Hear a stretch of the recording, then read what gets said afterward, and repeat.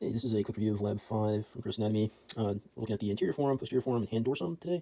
Just like the previous lab, let's start by looking at the brachial plexus. In particular, we're talking about the anterior forearm, posterior forearm, and hand dorsum. We're looking at the terminal ends of the brachial plexus, specifically the musculocutaneous nerve, which is going to innervate the anterior part of our arm. Axillary nerve, we know is deltoids and teres minor, more of the shoulder region. And then we have the radial nerve, which is our favorite for this part of the classes. This is the posterior compartment of the arm and forearm, which makes things nice and simple. Then we have the median nerve, which is generally the all of the anterior forearm except for 1.5 muscles, and then it does the thumb compartment, the thenar compartment of the hand, and then we have the ulnar nerve, which is going to be a part of the forearm that the median nerve doesn't do, the flexor carpi ulnaris, and then half of the flexor digitorum profundus. All right, so let's get into it. We have the posterior forearm muscles. Just a quick look at some mnemonics. So superficially on the posterior side of the forearm, remember these are all the radial nerve innervated by the radial nerve. We have beer lifting, breakdancing muscles unless atrophied, and this is the superficial part of the posterior forearm. From the lateral side to the medial side, we have the brachial radialis, extensor carpi longus, extensor carpi radialis brevis, extensor digitorum, extensor digiti minimi, extensor carpi ulnaris, and the aconius. And then deep to that, we have our mnemonic is not quite so good, but super thumb index, starting with the supinator. And then we have 3 words here, and the thumb has got 3 muscles on the posterior forearm that are going to interact with it. Extensor pollicis longus, and pollicis just means thumb in Latin, so extensor pollicis and the long muscle, extensor pollicis brevis, a shorter version of that, shorter muscle, and then the abductor pollicis longus. And so again, we can use our Latin to sort of figure out what these mean and what they do. And then finally, index is just the index finger, extending the index finger. All right, that brings us to the anterior part of the forearm. From the lateral to the medial of the superficial layer, we have pass, fail, pass, fail. First P is for the pronator teres. Then you have fail, flexor carpi radialis. Again, notice how we have up here in the posterior, we're dealing with extensors. Here on the anterior side, we're dealing with flexors, right? Makes sense. Imagine lifting something, you're in the gym, you're curling something, you're flexing, you're using those anterior muscles. And then extension, extending your arm out, it's going to be using your posterior muscles. All right, and then so we have the pass, palmaris longus, and then fail, flexor carpi ulnaris. All right, intermediate layer, we don't have a mnemonic for that one, but it's the flexor digitorum superficialis. I like this muscle because, right, you have 4 digits that this is going to work on, everything except the thumb. And then that same thing you have happening deep with a different muscle, the flexor digitorum profundus, which is deep to the superficialis, and it's going to insert more distally than the superficialis. But deep, we have our punching muscles, which is how we remember that. Our muscles that curl are 4 digits, which is this guy right here. Pull in the thumb, and then twist our wrist. All right, and so our punching muscles are the flexor digitorum profundus, flexor pollicis longus is for the thumb, and then the pronator quadratus is going to twist our wrist. All right, so looking at, can you describe the intermediate muscle layer of the interior forearm? Well, we go here, interior forearm, intermediate, that's our flexor digitorum superficialis, which we see right here. We also know that this is the anterior forearm, which we said is going to be the median nerve, unless it's the flexor carpi ulnaris, or the ulnar half of the flexor digitorum profundus. And so this is not the flexor digitorum profundus, nor is it the flexor carpi ulnaris. So this is going to be the median nerve. Nice. And then you can see it's got quite a few origin points. We have the medial epicondyle, which is our favorite epicondyle of the humerus, it's the big one. And then we have the anterior border of the radius. And then we have a part of the ulna, the sublime tubercle of the ulna. It inserts on the middle phalanges of the fingers, right, which we can see here. And then action is it flexes the fingers. All right, we go deep to that is our punching muscles. Nice. All right, so our first one is our flexor digitorum profundus, and this one is the strange one, right? We have the exception to our rule. It's not just the median nerve, it is the ulnar nerve, right? So we go back here, right? So we have median nerve, we said is most of anterior forearm, except for half of the flexor digitorum profundus. And you're like, okay, well, how do I know which one's which, right? Well, this side is the ulna, this side is the radius, okay? And so the flexor digitorum superficialis is flexing these guys, right? So these two are on the ulna side, right? So this is going to be innervated by the ulnar nerve. Cool. And then these two our median nerve, so not too bad. All right, we can see the insertion down here, nice, and then our action is flex the fingers. Cool. And oh my goodness, okay, so sorry, I must be getting a little bit tired. Let's pretend that I wrote this on the next page. Here, this is flexor digitorum superficialis, which is only median nerve. We were talking about the flexor digitorum profundus, which is the one that has the medial side is innervated by the ulna. As you can see, we have the ulna over here, so the ulnar nerve, and then this side, these two guys right here, are by the median nerve.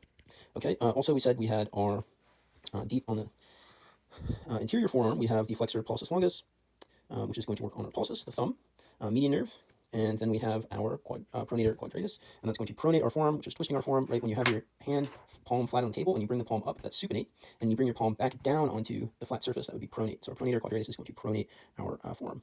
All right, what is the normal location of the radial and ulnar artery bifurcation from the brachial artery? All right, so specifically below the cubital fossa, remember in the previous lab we talked about the cubital fossa, and the cubital fossa had, remember, tan, so 3 things passing through it, artery, tendon from the bicep, the artery was the brachial artery, and then we had the medial nerve passing through the cubital fossa, all right? And so the brachial artery splits into the ulnar and the radial. I should probably write it on the other side, radial here, ulnar here. And so below the cubital fossa, and what is the significance of, high bifurcation? Well, remember we use the brachial artery to measure blood pressure, and we're listening to it with our stethoscopes. And so if you have a high bifurcation, right, and so basically the thought is it would make making blood pressure measurement higher. There's also when I was looking this up, there's some something about abnormal blood flow as well, but I can't speak too much on that, so I'm not entirely certain. All right, then what's the course of the radial, medial, median, and ulnar nerves through the forearm? All right, we said radial nerve is our favorite nerve of the arm. Why? Because it's doing all that work on the posterior arm and posterior forearm. Everything in the posterior part of our arm forearm is our radial nerve. It's crushing it. All right, and so we have our radial nerve. We just go ahead and trace it. We see we have a deep branch. Then we have a superficial branch, which is continuing along the lateral side of our arm. Our median nerve, excuse me, is going through our cubal fossa right here, and continuing down, and then it's going to innervate part of the palm, and the back of the palm. And then we also know that the median nerve is doing a lot of work on the anterior arm, most of the anterior arm, except for 1.5 muscles, and then it's also going to innervate the thumb muscles in the thenar compartment. The ulnar nerve continues down, as we said. It's not doing too much in the anterior forearm, but we do have, again, the half of the flexor digitorum profundus, and we also have the flexor carpi ulnaris, which is going to be innervated by the ulnar nerve. So if we trace it down, we see there's a dorsal branch of the ulnar nerve and a palmar branch. It's also going to be working on the pinky hypothenar, right? Thumb, hypo, below. So we're talking about the pinky muscles is what it's going to innervate.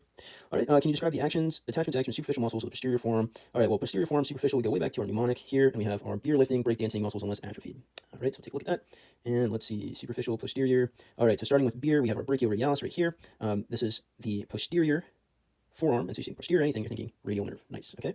It's a forearm flexor, which is a little bit strange in the sense that right, we have the rest of these when we're talking about the posterior forearm, right? You think of the back of your arm; these are all extensors, but you can also see that the brachioradialis is sort of coming around and it's inserting on the lateral supracondyle ridge.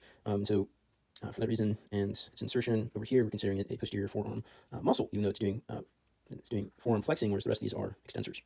All right, next is, so beer lifting. Lifting's over here, extensor carpi radialis longus. This extends and adducts the hand and the wrist. We can see that its origin is up here, the lateral supracondylar ridge. We of course know that this is posterior forearm, so it's a radial nerve. And then it's inserting, we trace it down, it's inserting along the base of metacarpal 2. All right, the next one is break for our mnemonic, which is the extensor carpi radialis brevis. And you can see that guy here, and you can see that it's inserting on number 3. And its origin is the common extensor tendon right here. All right, and then we just move on. So break, dancing, we have our extensor digitorum. We move up, extensor digitorum minimi, extensor carpi ulnaris, and then aconius. I'm sorry, I'm going through these pretty quickly, but you can trace the origin and insertions pretty easily. It's not too much to cover there. All right, and then we go to the deep part of the posterior forearm, and we have our super thumb index, not our best mnemonic, but it is what we have. So super being for the supinator, radial nerve. You can see that its origin is on the lateral epicondyle. Of course, we always prefer the medial epicondyle right here because it's cool and it's big. But the lateral epicondyle has our supinator insertion, and we have our supinator origin, and our insertion is on the lateral proximal radius right here. All right, and this is going to cause forearm supination. Again, what is forearm supination? Well, supinate is, say, you have your hand flat, your palm flat on the tabletop surface, and you flip your palm face up, you've just supinated your forearm. All right, then we have thumb, super thumb index, and we got 3 muscles deep in the posterior forearm compartment. The first one is the extensor pollicis longus. Pollicis we know is thumb.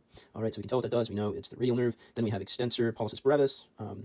Same thing, pretty straightforward. Our insertions here you can see are on the ulna and part of the interosseous membrane for both of these guys. All right, then we have our third thumb muscle. We have our abductor pollicis longus, and you have it here, and it's inserting on the thumb as well. And it's going to abduct the thumb. And then finally, we have our extensor indicius for the index finger, and you can see that it's also inserting along the surface of the ulna and the interosseous membrane, just like the other ones, and it's going to extend our index finger. All right, of course, the radial nerve from arm to forearm. I feel like we kind of already covered this, but you can see different branches. We have a deep branch, we have a superficial branch, and yeah, so then it continues down to your hand. Blood flow, okay, so we have the posterior interosseous nerve, which is from the deep branch of the radial nerve. We said that it breaks up into the deep branch and superficial branch. The deep branch is going to go to the posterior interosseous nerve, and that's going to innervate our muscles in the posterior forearm. Okay, and then describe the blood supply from the posterior forearm compartment. Well, we have this nice posterior interosseous artery, and so you remember if we continue this artery up, let's make it red, this comes from the ulnar artery and the radial artery coming together from the brachial artery, which we know eventually becomes the axillary artery, and so many cool things there. All right, and so we have the ulnar artery, which is going to branch and give us the common interosseous artery. That itself is going to branch into the anterior interosseous artery and the posterior interosseous artery, and you can see that branch as it goes across the interosseous membrane. But specifically here, for the posterior forearm muscles, we're looking at the posterior interosseous artery. So many different words. Okay, this part's pretty fun because I think that the cutaneous innervation of the hand is actually relatively straightforward. You may not think that, but you remember, okay, so just go back to our bones, right? And so we're like, okay, well, the thumb, we know the thumb is connected to, you trace the thumb along the thumb side of the hand, you have the radius, and we know that the radial nerve travels along there. And then on the other side, we have the ulna, and we know that the ulnar nerve travels along there. So it's pretty cool, right? Okay, and so with that in mind, then you're like, okay, well, branches of the ulnar nerve are going to innervate part of the hand, right? And so this is the ulna side, so the ulnar nerve is going to innervate the first two are the pinky and the ring finger, and you can also remember the anterior muscle, the flexor. Let me see if I can find it. The flexor digitorum profundus, which we said is going to be half of the flexor digitorum profundus. I'm trying to get a picture. Remember, flexor digitorum profundus right here. Half of it's going to be from the ulna, and half of it's going to be from the median nerve. All right, so trace that back. That same logic, right? The pinky and the ring finger are for the flexor digitorum profundus are going to be innervated by the ulnar nerve, and so right, that's these two digits were being affected. Or the muscle that's causing those to flex was being innervated by ulna, the ulnar nerve, and likewise the skin on those two digits is going to be innervated by the ulnar nerve. All right, and then it's also, you have the median nerve right here, and then you have on the other side you have the radial nerve, and so what I recommend is you could draw this on your own hand, but just kind of follow the logic of what we've seen with the path of the nerves so far. If you draw on your hand, make sure to wash it off after a while. Okay, so boundaries of the snuff box. Snuff box is really cool because you can feel it on your. You take your hand, you just poke your finger into the groove below your thumb along your wrist. And so what are the boundaries? Well, we have the tendon of the extensor pulsus brevis. We have the tendon of the extensor pulsus longus, and then passing through it. So it's our snuff box. We have the radial artery, right? Makes sense. The radius is on the side of the thumb, and then we have the cephalic vein, and we should have a radial nerve in there as well. All right, and then finally, what structures can you identify deep to the extensor reticulum, which is this guy? Well, you can find all the extensor tendons, and then can you see the interosseous muscles of the hand in this view of the hand dorsum? The answer is yes, right here. Cool. All right, so we're not quite done. We have the extensor hood on the fingers. What structures contribute to the extensor hood? We have the extensor digitorum tendons. We have the flexor digitorum profundus tendons, right? And these are some of our favorite muscles. We have the lumbrical muscle tendons are coming in too. We have palmar ligaments, which are between the bones of the hand. And how does it contribute to movement to the digits? Well, it can allow us to flex and extend them. All right, and we're going to take a look at the surgical case, but we're just about done here for this particular lab. Good job, guys. All right, so we're just going to take a quick look at the surgical scenario for this lab. With Mitchell, is a 28-year-old male presenting with pain in his right wrist. He fell on his outstretched right hand 2 weeks ago while playing soccer and reports pain in the lateral dorsum of his hand and the distal radial aspect of his right wrist. All right, so we're already thinking, maybe he's, radial aspect, okay, things like radial nerve. He had some swelling, but no ecchymosis, bruising. He's scheduled for an open reduction and internal fixation of the right scaphoid bone today. We also know from our lectures that scaphoids, the scaphoid bone is the one that's most commonly broken. So let's see, X-ray and CT imaging the fracture shown below. While this is a common injury, especially in sports, proper care is necessary due to risk of non-union and avascular necrosis. Review the following questions with your team. Why is a scaphoid fracture considered high risk for avascular necrosis? Avascular necrosis is the death of the bone due to lack of blood supply. Studies have shown that the proximal aspect of the scaphoid bone has very poor circulation, which makes a fracture difficult to heal as not enough blood gets to the fracture site. This increases the risk for avascular necrosis. Thus, most scaphoid fractures that you see will be in the proximal region of the bone. Okay, so high risk for avascular necrosis. So if you have a fracture, there's poor blood supply. Poor blood supply means that your bone's not going to heal. If your bone's not going to heal, then the bone is going to die, and you'll have that death, which is called avascular necrosis. That sucks. Okay. A scaphoid fracture can present pain along the anatomical snuff box. What 3 muscles make up the borders of the snuff box? The extensor pollicis longus, extensor pollicis brevis, and abductor pollicis longus. Okay, so these are our 3 thumb muscles that are deep on the posterior part of the forearm. All right, cool. Not too bad. Good job, guys.